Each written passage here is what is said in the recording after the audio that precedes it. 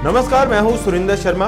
Postmortem में आज की खबर है कि सरकार ने 10% जो आरक्षण अग्निवीरों को दिया है, क्या इससे परमानेंट सोल्यूशन माना जाए या फिर टाइमली इस समय जो अग्निवीरों को लेकर विवाद छिड़ा हुआ है उसको कुछ समय के लिए शांत करने की कोशिश की है। नमस्कार, द न्यूज रूम 24 आवाज आप देख रहे हैं और इसी खबर पर हमारे साथ चर्चा के लिए मौजूद है पवन शर्मा जी।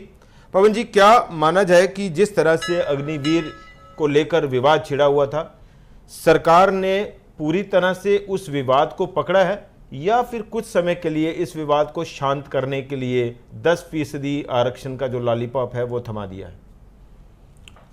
देखो, इसमें क्लियर है कि 10% जो पैरामिलिट्री फोर्सेस सीएपीएफ में कल जो सभी CISF, CRPF, BSF, railway police, SSB, तमाम जो डीजी थे उन्होंने कहा कि 10% देगा, आयु में छूट होगी, पहले में 5 साल, दूसरे में 3 साल। ये तो पहले भी था, जब ये योजना लागू हुई थी उस समय भी था।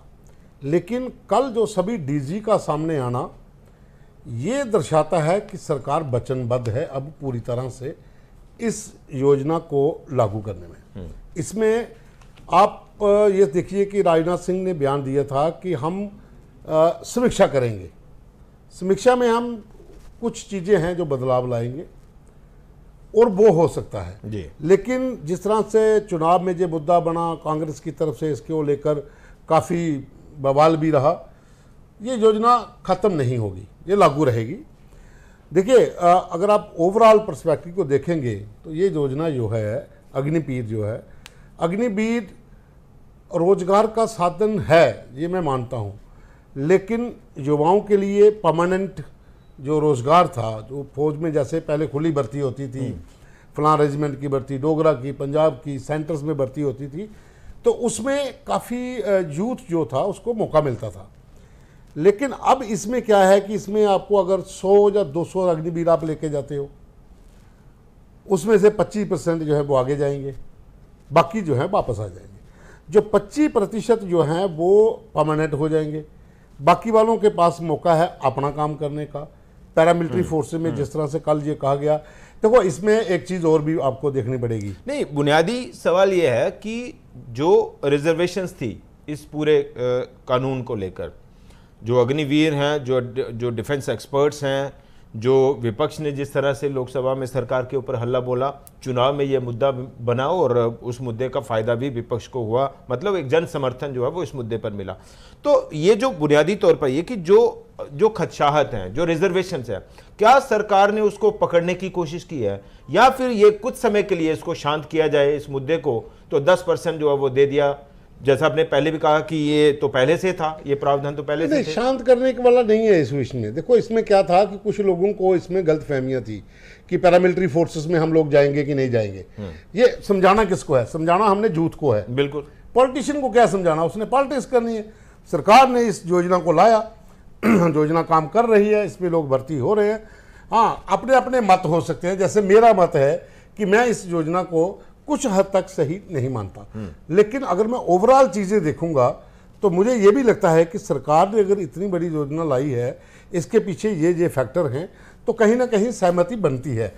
देखो, पक्ष विपक्ष के अंदर दोनों तरफ से रिटायर्ड वेटरन्स जो है, फौज के वेटरन्स जो है वो है। कर्नल रोहित चौधरी जो कांग्रेस में है, अनुप्रिया जो विंग कमांडर है वो कांग्रेस में है, जनरल माथुर हैं वो बीजेपी के हैं, जनरल बीडी मिश्रा है वो बीजेपी, ब्रिगेडियर बीडी मिश्रा वो बीजेपी में है। तो तमाम जो वेटरन हैं वो अपने अपना पक्ष रख रहे हैं। कोई कहता है कि ये बहुत अच्छी योजना है, कोई कहता है कि ये अच्छी योजना नहीं है। वो भी दोनों फौज में रह चुके हैं। अगर एक कर्नल है तो वो भी बड़ी अफसर है, तो कर्नल रैंक से वो रिटायर हुआ है। जैसा हमने पहले भी इसके ऊपर एक कार्यक्रम किया था, उसमें जो एक रिपोर्ट लगभग जो है वो छपी नहीं, जैसा हमने पहले भी कहा कि एमएम नरवणे, उन्होंने इस पर जो है वो ब्यौरा भी दिया, एक किसी टीवी चैनल को या पत्र जो अखबार है उसको इंटरव्यू दिया कि जो ज़्यादातर जो मानने वाले लोग वो ये चाहते थे कि 25-75 के जो है इसको उल्टा किया जाए कि 75% जो है वो अकोमोडेट किया जाए, 25% जनरल एमएम नरवणे की जो बुक है उस बुक के ऊपर थोड़ा विवाद रहा था। बेसिकली उनका ये कहना था कि जब ये योजना लाई गई, तीनों चीफ जो हैं उनको अगर कहा जाए उनके साथ बात नहीं की, कॉन्फिडेंस में नहीं लिया गया। पॉलिटिकल उस समय मिलिट्री सेक्रेटरी जहाँ जो तमाम लोग थे इससे जुड़े हुए, उन्होंने ये प्रपोजल रखा था कि एयरफोर्स नेवी में अग्निवीर नहीं होगा, भारतीय सेना में सिर्फ आर्मी में होगा। आर्मी, लेकिन इन्होंने बाद में उसमें भी ला दिया और उसमें यह भी था कि 25% नहीं होगा, 75% परमानेंट होंगे। नहीं, अग्निवीरों को अब जो 10% रिजर्वेशन दिया, क्या आपको लग रहा है कि इसका वेलकम हो रहा है? नहीं, इसका वेलकम कर रहे हैं। ये अच्छा स्टेप है। देखो उसमें क्या, मैं बताता हूं आपको।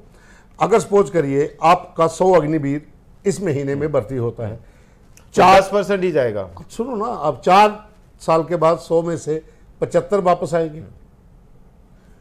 अब 10% बीएसएफ ने लेने हैं, 10% सीआईएसएफ ने लेने हैं, एसएसबी ने, सीआरपीएफ, कोटा पूरा हो गया आपका तो पूरा हो गया। और ये जरूरी भी नहीं है कि जो 4 साल करके आएगा वो पैरामिलिट्री फोर्सेस में जाएगा, जरूरी नहीं है कि वो जाएंगे, वो अपना कोई और रोजगार भी करेंगे, जो पैसा मिलेगा उससे अपना काम शुरू कर सकते हैं। गवर्नमेंट जॉब्स के अंदर भी है। ये पैरामिलिट्री फोर्सेस की बात कर रहा हूं, गवर्नमेंट के बीच भी है, स्टेट गवर्नमेंट का भी कोटा है। उस तरफ तो कल किसी ने ध्यान नहीं दिया। स्टेट गवर्नमेंट में जो स्टेट की नौकरीज हैं उसमें भी है। हाँ। जैसे हमारे जम्मू कश्मीर को कहा जा सकता है कि आप प्रमोट करिए, कहा गया है जहां पर बीजेपी के राज्य की सरकारें थी वहां के मुख्यमंत्रियों ने कहा है कि हम भी देंगे अपनी लोकल। तो जब वो हो जाएगा तो पीछे कौन बचेगा? सबको नौकरी मिलेगी। नहीं, अब ये तो फेस मैनर में हर 4 साल के बाद 75% जो है वो बोर्ड आउट होंगे, मतलब रिटायर होंगे, और फोर्सेस में जो है वो 10% का मान लीजिए अकोमोडेट हो गया, 1 बैच या 2 बैच तक। अब उसके बाद जो है वो जब फौज की कैपेसिटी या जो दूसरे जो विंग्स हैं, सीआरपीएफ है, बीएसएफ है, अब उसकी कैपेसिटी अगर पहले भर जाती है तो अगले 4 साल या 1-2 बैच के बाद क्या होने वाला है? नहीं, उसमें ऐसा भी कर सकते ना। बीएसएफ को अगर इस साल में उन्होंने 5000 सोल्जर भर्ती करना है, वो पहले ही क्राइटेरिया फिक्स कर देंगे कि इतने % अग्निवीर आएगा तो हम ये वाला कोटा फिल करेंगे। वो तो प्लानिंग है ना, ठीक है, एक स्ट्रेटजी बनानी पड़ेगी ना फोर्सेस के जितने भी डीजी हैं, तो वो उसके ऊपर एग्जीक्यूट हो चुका है, प्लान पूरा वो होगा। हाँ, लेकिन अग्निवीर का विवाद ये भी नहीं है कि घर आ जाएंगे तो क्या करेंगे। विवाद पेंशन वाला और मार्टर वाली जो बात है, शहादत और अगर होती है तो क्या वो शहीद गिना जाएगा, कहलाएगा कि नहीं? दूसरा पेंशन, कैंटीन फैसिलिटी, और सबसे बड़ी चीज होती है मेडिकल फैसिलिटीज, जो एक्स सर्विस स्कॉलरशिप है, दूसरे इनके बच्चों को शहीद हो जाता है ड्यूटी के दौरान, वो तमाम चीजें जो है उसके ऊपर विवाद है। उसके ऊपर सरकार ने कहा है कि यस, हम इस पे भी समीक्षा करेंगे। बेसिकली कंसेप्ट जो है ना, ये कंसेप्ट जो है ये हर व्यक्ति को ट्रेंड करना है देश के प्रति। जिस तरह से आपने अगर जो इजराइल का जब ये इसके साथ हमास के साथ चल रहा था, तो अगर आपने देखी होंगी खबरें कि लोग अलग अलग देशों में नौकरी कर रहे थे, वापस आए, लेकिन वो वापस आए क्योंकि उन्होंने वो ट्रेनिंग ले रखी थी, उन्होंने आके थोड़ा सा ही प्रैक्टिस की, उसके बाद वो वेपन चलाना ड्यूटी टुवर्ड्स ओवर नेशन, देश के प्रति हमारी बेसिकली यही था कि हम एक यंग फौज, एक लॉट पूरा तैयार करके रख दें, और जो वो यंग फेस का लॉट होगा वो रेडी होगा, वो कहीं भी चला जाए, आईटी सेक्टर में चला जाए, वो अपना बिजनेस कर रहा होगा, वो कहीं भी चला जाता है, लेकिन जब जरूरत पड़ती है नेशन को तो वो आ जाता है, क्योंकि वो ट्रेन है। तो वो वापस देखो क्या होता है, फौज में ओटीए है ना, अफसर ट्रेनिंग अकेडमी, जो शॉर्ट सर्विस कमीशन अफसर होते हैं, वो आके प्राइवेट जॉब करते हैं, अलग अलग जगह पे काम करते हैं। लेकिन कई बार क्या होता है कि इंटेलिजेंस इनपुट्स के ऊपर कुछ लोग ऐसे अफसर होते हैं जिन्होंने उन इलाकों में काम किया होता है, ठीक है, उनको रिकॉल किया जाता है कि आप अपना काम करिए, लेकिन आप थोड़ी टाइम के लिए हमें भी टाइम जब जरूरत है तब आपको, वो एक कंसेप्ट ये था। दूसरा आपके पास टेरिटोरियल आर्मी है, टेरिटोरियल आर्मी में भी जो लोग जाते हैं, जैसे पॉलिटिशियन भी हैं उसमें, कैप्टन मेजर रैंक का उनके पास है। आपका जो भाजपा के जो सांसद जीते हैं हिमाचल से, क्या इनका अनुराग ठाकुर, वो हैं, सचिन पायलट हैं, ये लोग टेरिटोरियल आर्मी का हिस्सा हैं। तो ये भी ट्रेंड हैं वेपन चलाने में, इनको भी ट्रेनिंग दी गई है, बिल्कुल, इन्होंने भी फौज में रह के। तो ये मुद्दा बेसिकली ये था कि भारत सरकार का ये था कि एक यंग फोर्सेस का लॉट पूरा तैयार कर दिया जाए। इतना बड़ा देश है, अगर इस देश के अंदर 100 जितने भी करोड़ की हमारी 130-40 करोड़ की आबादी है, अगर हमारे पास 5-6 करोड़ या 6 से 10 करोड़ के बीच में यूथ जो है वो अगर पूरी तरह से ट्रेंड होगा वेपन को लेके, लड़ाई के लिए, युद्ध के लिए चलिए उसको हम ट्रेंड होगा। इस तो किसी भी समय जिस तरह से अभी हमें खतरा किससे है, मिलिटेंसी से है, जगह जगह अटैक हो रहे हैं, ट्रेंड लोग हमारे पास हो तो आपको चीन पाकिस्तान का वहां पर सीमा के ऊपर तनाव बना है, तो अगर आपके पास 6-7 करोड़ का जंगलात अगर आने वाले 5-10 साल में तैयार हो जाता है आहिस्ता आहिस्ता करके, तो आपको घबराने की क्या जरूरत है। आपका एक काल करिए, देश के लिए लोग तैयार हो जाते हैं। वो भी है। दूसरा एक ही आप उसमें विवाद जो इस बार चुनावों में मुद्दा भी रहा, वो विवाद यही था कि भाई आप इनको शहादत का दर्जा दीजिए, इनकी फैमिली को पैसा दीजिए। मैं उस मसले में नहीं पढ़ना चाहता कि एक शहादत हुई थी तो कांग्रेस ने कहा कि उसको कुछ नहीं मिला, सेना ने बयान जारी करके डॉक्यूमेंट्स पेश करके रख दिए कि इतने लाख की क्रेडिट हुई है, इतने लाख का गया है, इतना लाख आना है, तो 1 करोड़ के आसपास उसको अमाउंट जा रहा है। हाँ, ये बात लगा कि फौज के अंदर जो कहा जा रहा है कि ये अभी मैं पढ़ भी रहा था इसके ऊपर कि 48 लाख का जो है वो बीमा कवर होता है। पहले 4 साल में, पहले साल में 4.76 लाख रुपया जो है वो एक अग्निवीर को जाता है, साल का पैकेज, और पहुंचते पहुंचते चौथे साल में ये 6.92 लाख रुपया हो जाता है। तो इस तरह के कई ब्रेकअप्स करके कि लगभग 1 करोड़ रुपए के आसपास जो है ये सरकार ने आंकड़ा जारी किया था।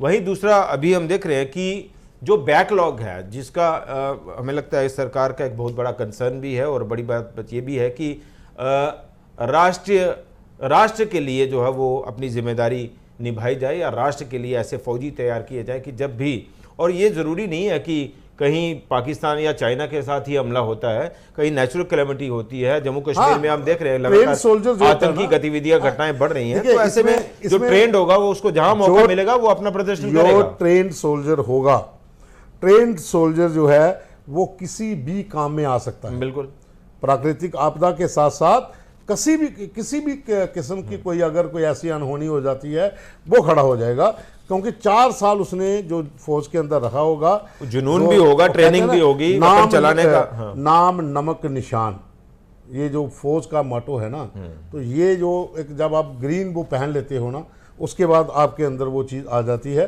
तो ट्रेंड सोल्जर का आपको कहीं पर भी आप इस्तेमाल कर सकते हो। हाँ, ये बात अलग है कि आप जब राजनीति के तनाव उस तरह के बयान शयान आते हैं तो उसमें आप फौज को कटघरे में खड़ा कर देते हो, वो एक अलग इशू हो सकता है, क्योंकि पॉलिटिशियंस का तो उनका आप छोड़ दीजिए कि वो किस तरह के बयान देते हैं।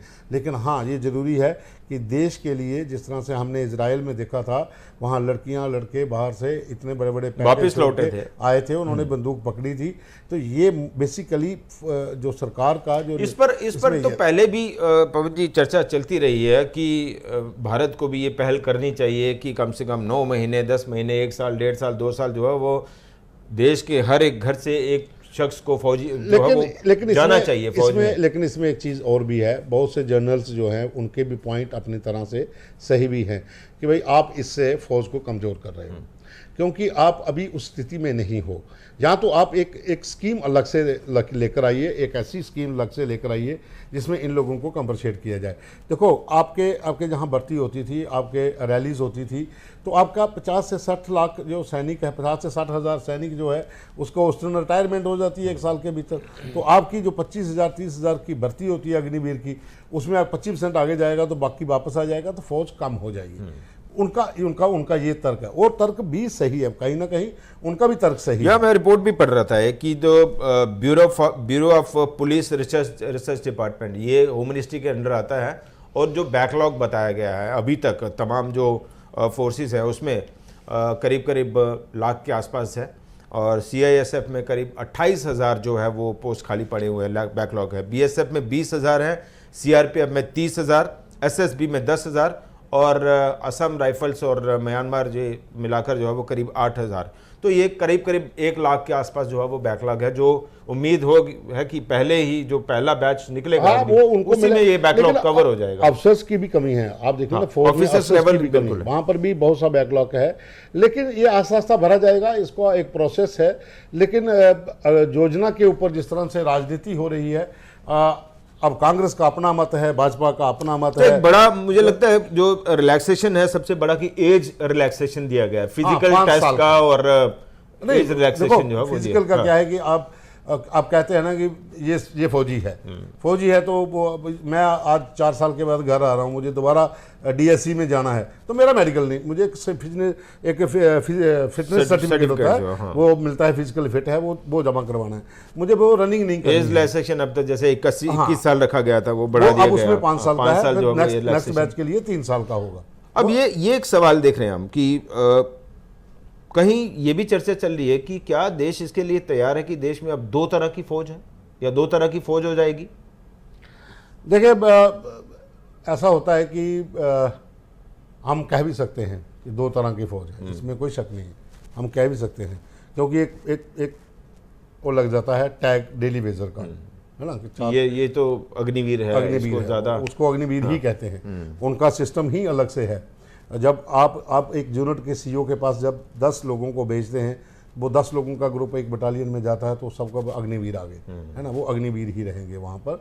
उनको सोल्जर का वो थोड़ा सा एक लग जाता है कि 2 तरह की फ़ौज है, लेकिन वो अपने समझने की बात है, लेकिन फ़ौज में है, ऐसा होता है, क्योंकि फ़ौज में कोर को लेकर होता है, इन्फेंट्री का है, यहाँ मैं बताऊं पवन जी, ये तो यहाँ पर भी होगा। यहाँ आप देखिए कि जो दूसरे कोटे से लोग जो है वो सरकार से नौकरी लेते हैं, उनको भी दूसरी नज़र से देखा जाता है कि भाई आ गया कोटा लेके रेलवे का या स्पोर्ट्स का, या वो कोटा लेके आ गया, तो वो एक वो चीज़ ताउम्र झेलनी पड़ती है, वो रहती है, उसमें कोई शक नहीं रहता। लेकिन ओवरऑल देखा जाए तो जिस तरह से ये कल सभी फोर्सेस के DG मैदान में उतरे हैं, उन्होंने सरकार के साथ आके खड़े हुए, तो उससे वो युवा जिनको खबर नहीं थी, उन लोगों, कई लोगों को नहीं पता होता, ऐसा नहीं है कि हर व्यक्ति को पता था, दूर दराज के ऐसे भी लोग होंगे जहां पर गलत प्रचार किया गया होगा कि 4 साल के बाद कुछ नहीं मिलेगा, उनको ये खबर कल जो हुआ है, कल जिस तरह से पहले तो ये था कि वो देंगे, कल वो सामने आए हैं कैमरा के, तो उससे ये हुआ है कि सबको पता लग गया, मोहर लग गई कि वहां पर हमें भी जॉब मिल सकती है। तो ये विवाद, जैसा हमने शुरुआत में कहा कि शायद इस मुद्दे पर राजनीति जो है वो भी चलेगी, सियासी रोटियां जो है वो सेकेगी, सरकार जो है वो अपनी पीठ थपथपाएगी कि हमने बेहतर कदम उठाए हैं और आगे भी हम इस तरह से जन संवाद करके लोगों के ज़रिए जो है वो समीक्षा कर सकते हैं, उस पर निर्णय बदल सकते हैं, कुछ बदलाव कर सकते हैं। लेकिन कई सारे सवाल, जैसा फौज के अब 2 तरह की हो जाएगी देश में, विपक्ष ने जिस तरह से सरकार की भूमिका पर सवाल उठाए, क्या अग्निवीरों को शहीद का दर्जा दिया जाएगा, अब तक उसके ऊपर कोई क्लैरिटी नहीं है, सरकार ने अब तक उस पर कोई बात नहीं की। पेंशन जो है वो मिलेगी नहीं मिलेगी, कैंटीन सर्विस मिलेगी कि नहीं मिलेगी, और जो स्कॉलरशिप है बच्चों का, एक रेगुलर रूटीन फौजी जो है वो उसके बच्चों को स्कॉलरशिप मिलता है, इसके बारे में क्या आगे सरकार योजना बनाएगी, ये आगे की बातें हैं। फिलहाल तो ये कि ओवरऑल जो है वो एक स्कोप उन अग्निवीरों को ज़रूर मिला है, उनके लिए एक दरवाज़ा ज़रूर खुला है जो 4 साल के बाद बंद होने वाला था। अब वो इन फोर्सेस में जा सकते हैं, CISF, BSF, CRPF और तमाम जो SSB, इन चीज़ों में वो जा सकते हैं, और 10% का जो उन्हें फ़ायदा है वो होगा, ख़ास तौर पर एज रिलैक्सेशन का, और फिज़िकल टेस्ट जो है वो उनको नहीं देना पड़ेगा। इसके ऊपर आगे क्या स्थिति परिस्थितियाँ बनती हैं उस पर भी हमारी नज़र रहेगी। फ़िलहाल आज के इस पोस्टमार्टम के अंक में इतना ही। नमस्कार।